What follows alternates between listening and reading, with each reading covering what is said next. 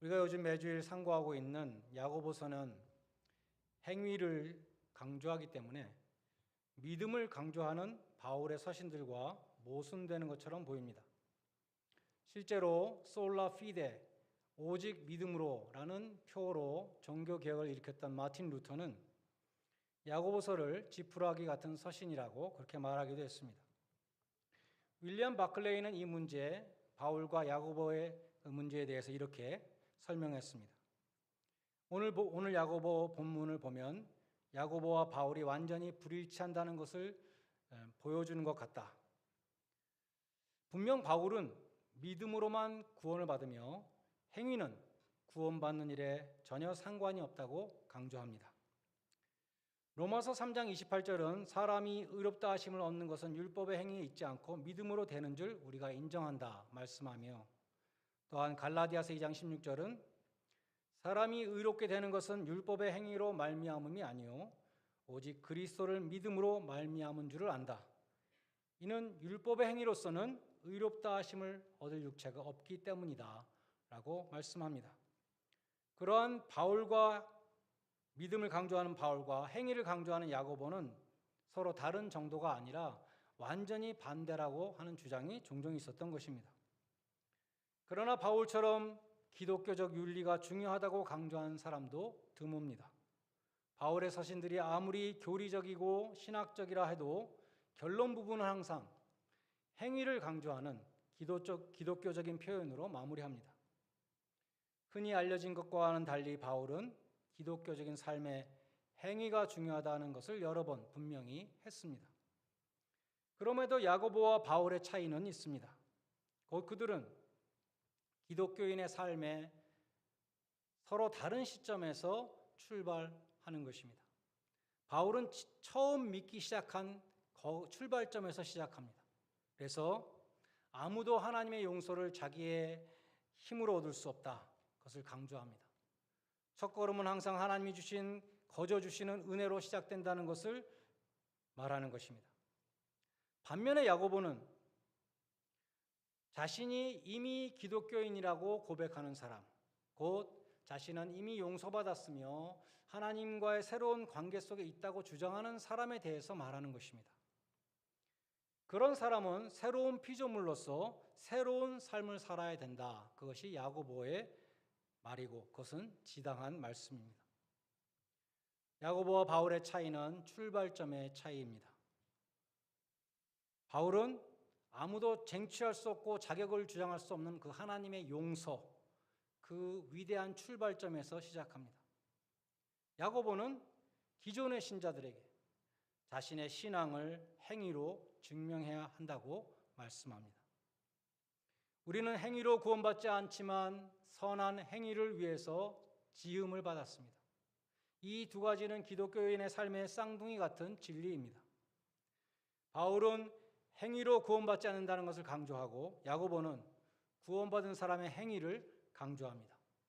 이 둘은 서로 모순되는 것이 아니라 서로 보완해 주는 것입니다.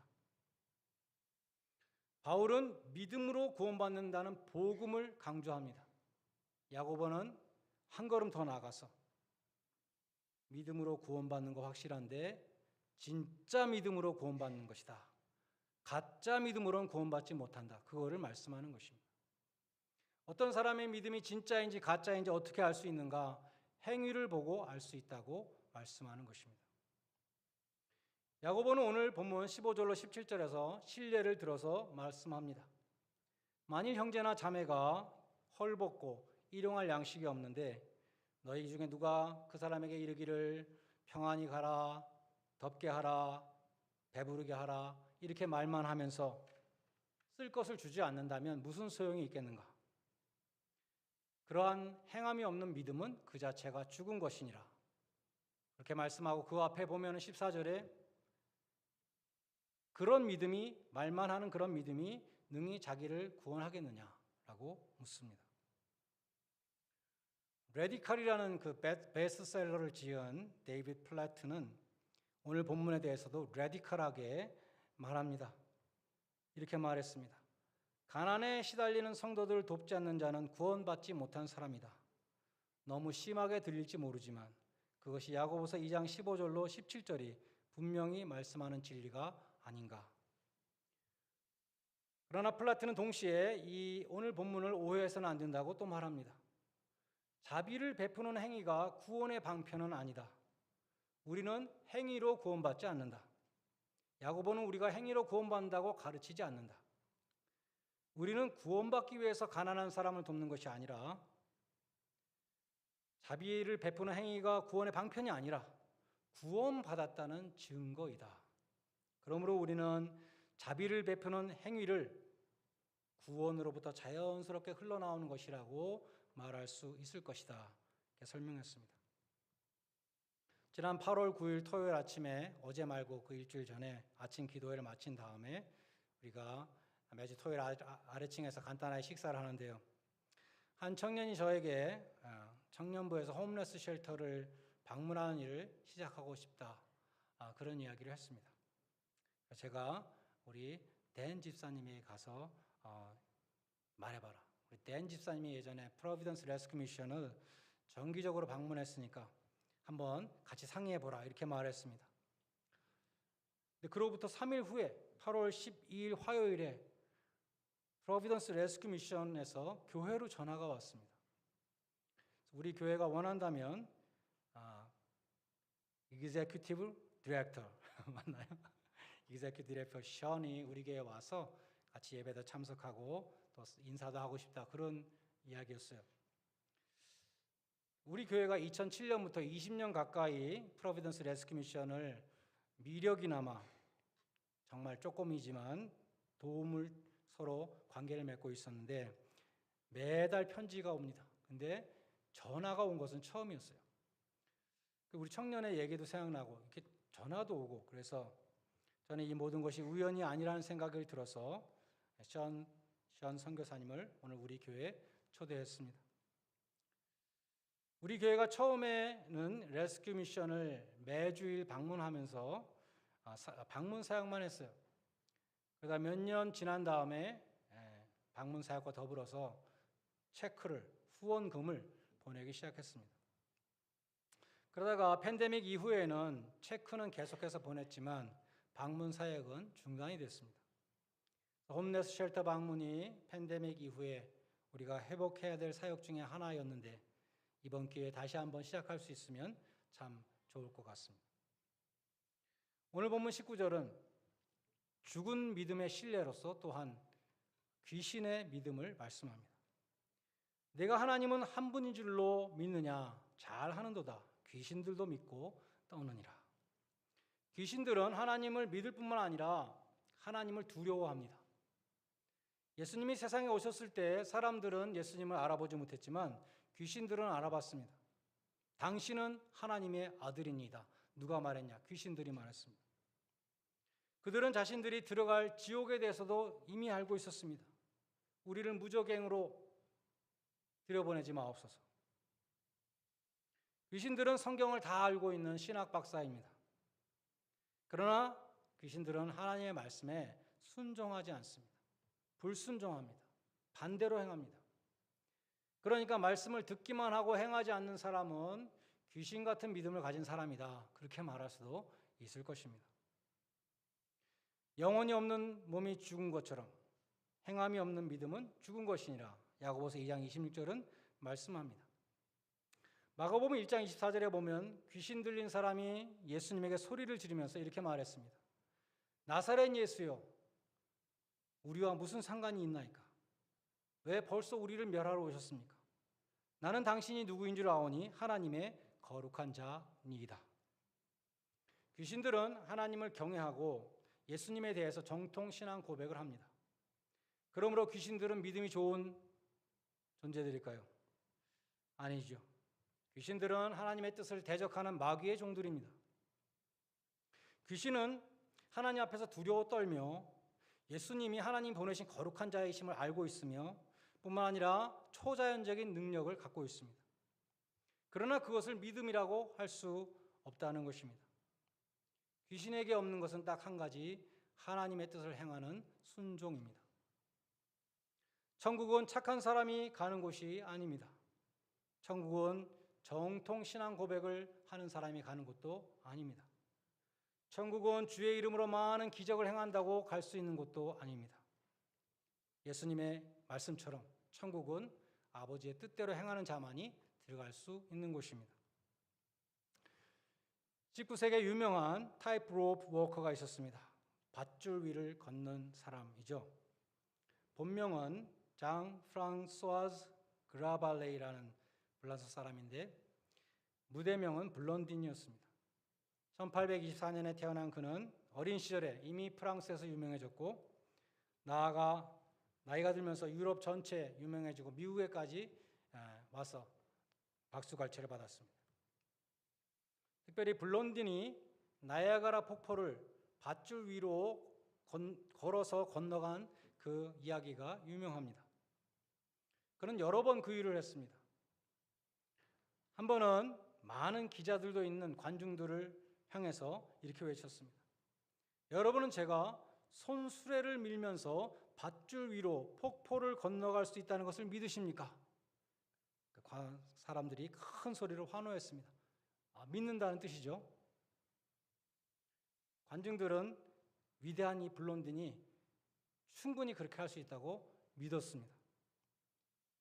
또 여러 번 그렇게 했고, 그래서 그는 다시 물었습니다. 여러분은 제가 이 손수레에 사람을 한 사람 태우고 밧줄 위로 폭포를 건너갈 수 있다는 것을 믿으십니까? 관중들은 다시 큰 소리로 응답했습니다. 그러자 블론딘은 가장 열렬하게 큰 소리로 믿습니다! 라고 외쳤던 그 사람을 지명해서 나오라고 그랬습니다. 당신이 와서 이 손수레에 타십시오. 말할 필요도 없이 그 사람은 도망갔습니다. 블론딘은 사람들이 자기가 갖고 있다고 말하는 그 믿음과 실제로 행할 수 있는 믿음은 크게 다르다는 것을 보여준 것입니다. 믿음의 척도는 말이 아니라 행동입니다. 중요한 것은 행함입니다. 말이 아닙니다. 믿음장이라고 불리는 히브리서 11장에 보면 많은 믿음의 영웅들이 소개되고 있습니다. 그들은 모두 믿음으로 행동을 했다 이렇게 기록되어 있습니다. 예를 들어 믿음으로 아벨은 장차 여건이 허락되면 예배를 잘 드리겠다고 마음먹었다 이렇게 기록되어 있지 않죠. 믿음으로 아벨은 가인보다 더 나은 제사를 하나님께 드림으로 의로운 자라 하는 증거를 얻었다 이렇게 기록되어 있습니다. 또 믿음으로 아브라함은 하나님이 부르시면 어디든지 가겠습니다라고 기도했다라고 기록되어 있지 않습니다. 믿음으로 아브라함은 부르심을 받았을 때 순종하여 갈 바를 알지 못하지만 나아갔다라고 기록되어 있습니다. 믿음은 순종의 행위로 증명되는 것입니다. 하나님의 말씀에 대한 순종의 행위가 없는 믿음은 가짜 믿음이고 가짜 믿음은 구원하지 못하는 믿음입니다. 예수님은 행함의 중요성에 대해서 많이 가르치셨습니다. 마태복음 25장의 양과 염소의 비유. 지극히 작은 자 하나를 돕지 않은 것은 그 사람은 마지막 날에 최후의 심판에서 정죄를 받을 것이다. 심판을 받을 것이다. 염소로 분류된 그 사람들은 이 세상 재물을 가지고 형제의 궁핍함을 보고도 도울 마음을 막은 사람들이다. 이렇게 기록되어 있습니다. 그러면서 주님께서 말씀하시기를 지극히 작은 자 하나에게 하지 아니한 것이 나한테 하지 아니한 것이다 라고 말씀하셨습니다. 마태복음 21장 두 아들의 비유에서도 포도원에 가서 일하라는 아버지의 명령에 대해서 큰 아들은 예라고 대답하고 안 갔고 작은 아들은 싫어요 라고 대답했지만 나중에 뉘우치고 갔다. 두 아들 중에 누가 아버지의 뜻대로 했느냐 예수님이 물으셨습니다. 당연히 둘째 아들이죠. 대답만 예라고 시원하게 한 그 아들은 실제로는 가지 않았고 실제로 포도원에 간 것은 둘째 아들이었습니다. 그러므로 주님은 요한복음 14장에서 나의 계명을 지키는 자라야 나를 사랑하는 자며 나를 사랑하지 않는 자는 내 말을 지키지 않는다 라고 말씀하셨습니다. 누가복음 7장에서 예수님의 발에 향유를 부은 여인을 바리새인 시몬이 비난할 때 예수님이 이렇게 말씀하셨습니다. 이 여인은 나를 많이 사랑함으로 이러한 행동을 한 것이다. 그리고 여인에게 말씀하셨습니다. 내 믿음이 너를 구원하였으니 평안히 가라. 하루는 어떤 사람이 예배를 마치고 나오는데 목사님이 입구에 서서 사람들과 악수를 하고 있었습니다. 근데 목사님이 그 사람의 손을 잡아당겨서 잠깐 한쪽으로 가서 이렇게 말했습니다. 형제여, 주님의 군대에 속하시기를 바랍니다. 그 사람이 말하기를 목사님, 저는 이미 주님의 군대에 속해 있습니다. 목사님이 그런데 어째서 크리스마스하고 부활절에만 나오고 1년에 2번만 나오고 그 밖에는 교회에 안 오지? 왜 안 옵니까? 그러니까 이 사람이 목사님의 귀에다 대고 속삭였습니다. 저는 시크릿 서비스에서 일하고 있습니다.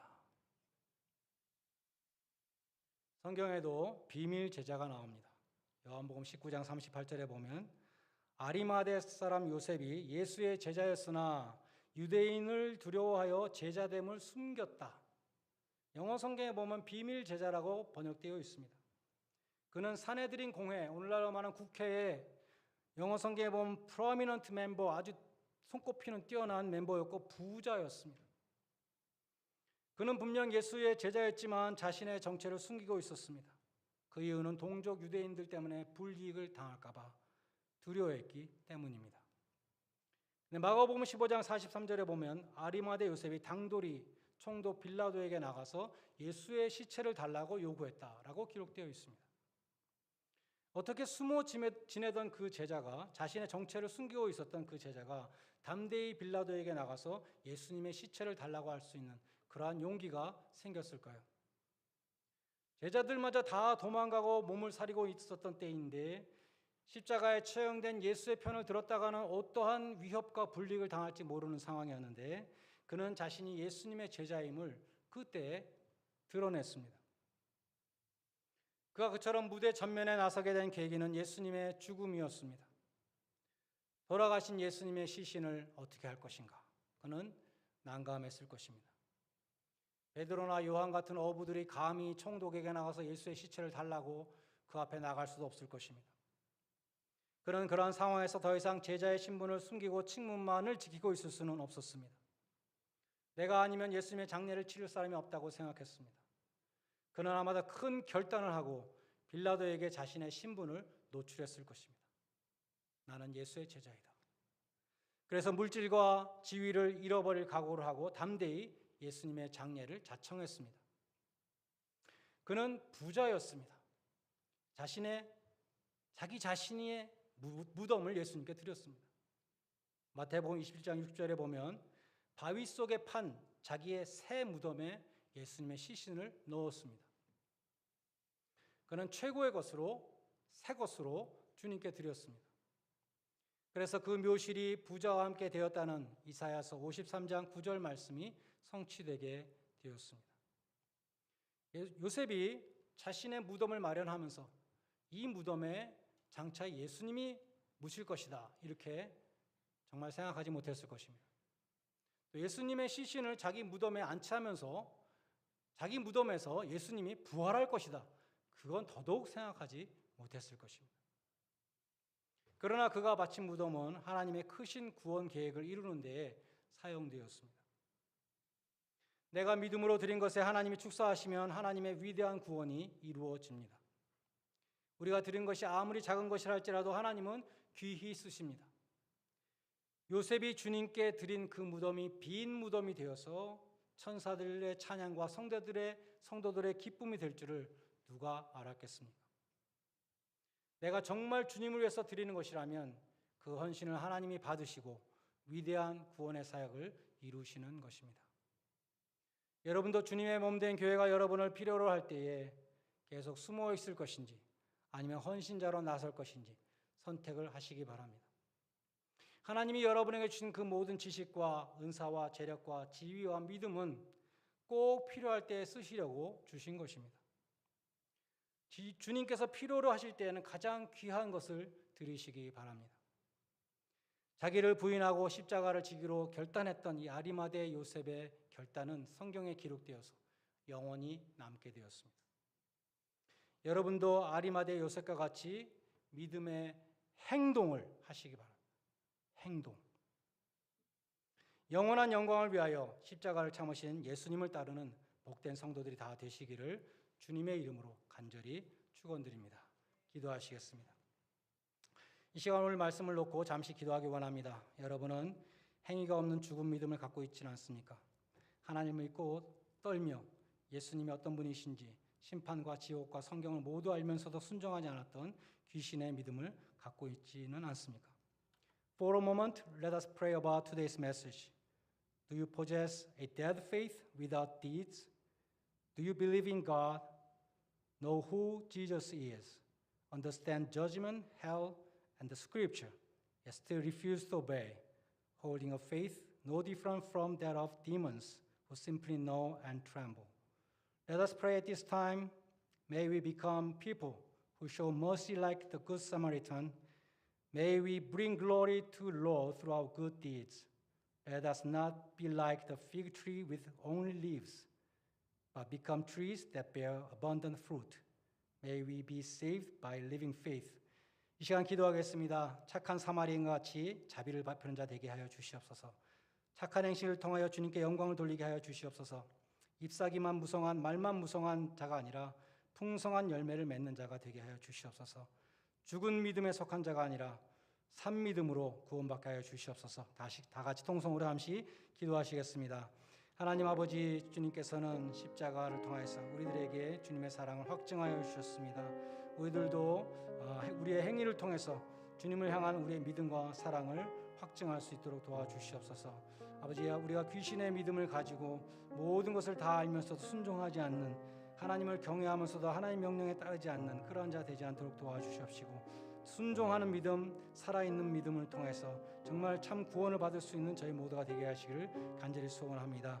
착한 사마리아인과 같이 자비를 베푸는 자 되게 하시고, 정말 우리가 하나님의 은혜와 사랑과 자비에 감격하여서 자연스럽게 흘러나오는 우리의 진심을 통해서 하나님 우리의 자비의 손길이 나타날 수 있도록 도와주시기를 간절히 소원합니다. 우리가 말만 무성한 자 되지 않도록 도와주시고, 아버지 가짜 믿음을 가지고 착각하는 자 되지 않도록 도와주시고, 살아있는 믿음을 통해서 행위를 통해서 우리의 믿음을 증거하며 구원받는 귀한 복된 성도들이 다 될 수 있도록 도와주시기를 간절히 소원합니다. 하나님을 믿고 또 하나님을 따르는 자 되게 하여 주시옵시고, 우리의 모든 착한 행실을 통해서 주님께만 영광이 돌아갈 수 있는 우리의 귀한 삶이 될 수 있도록 주님께서 인도하여 주시옵소서. 아버지 하나님, 순종하는 행위로 증명된 저의 믿음 되게 하시고, 살아있는 믿음 되게 하시고, 구원받는 믿음이 되게 하여 주시옵소서. 예수님의 이름으로 기도합니다. 하나님 아버지, 주님은 십자가를 통해서 주님의 사랑을 확증하여 주셨습니다. 저희도 순종의 행위를 통하여 저희의 믿음을 증거하게 하옵소서.